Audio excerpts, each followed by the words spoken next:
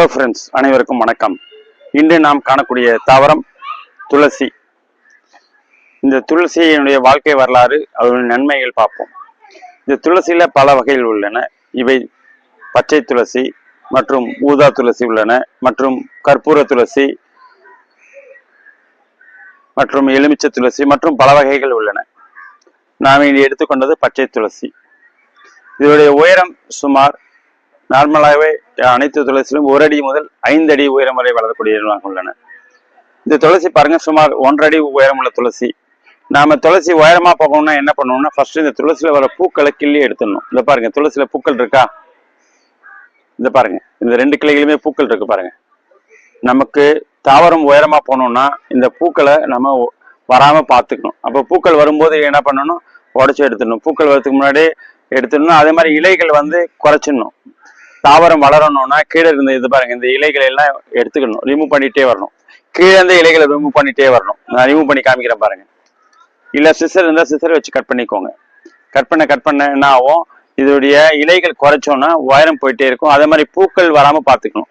பூக்கள் வந்ததுன்னா பூக்கள் ஆரம்பத்திலே ரிமூவ் பண்ணிடணும். ரிமூவ் பண்ணிட்டா தாவரம் நமக்கு எவ்வளவு உயரம் வேணுமோ அவ்வளவு உயரம் போகும்.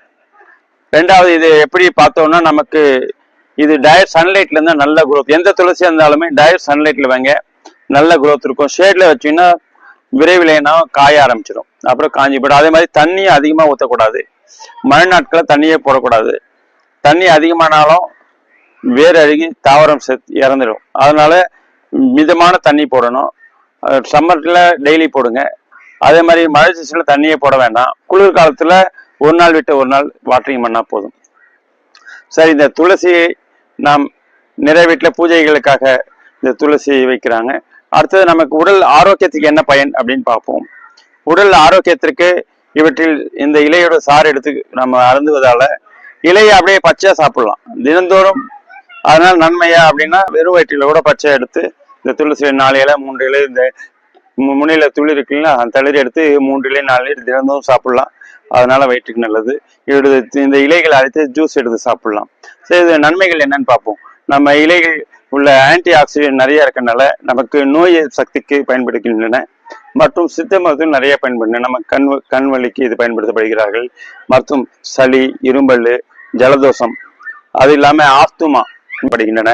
மற்றும் மன அழுத்தம், நீரிழிவு நோய் ஆகிய 2க்குமே இவை மருந்தாக பயன்படுத்தப்படுகின்றன.